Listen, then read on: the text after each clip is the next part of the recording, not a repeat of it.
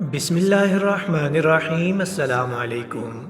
بہت سے لوگ حاسدین کے حسد کی وجہ سے پریشان ہو جاتے ہیں، لیکن آج ہم آپ کو بتاتے چلیں کہ جیسے ماچس کی تیلی میں سر تو ہوتا ہے لیکن دماغ نہیں ہوتا، اس لیے ذرا سے رگڑ سے بھڑک تو اٹھتی ہے پر انجام اپنی ہی آگ میں جل کر خاک ہو جاتی ہے۔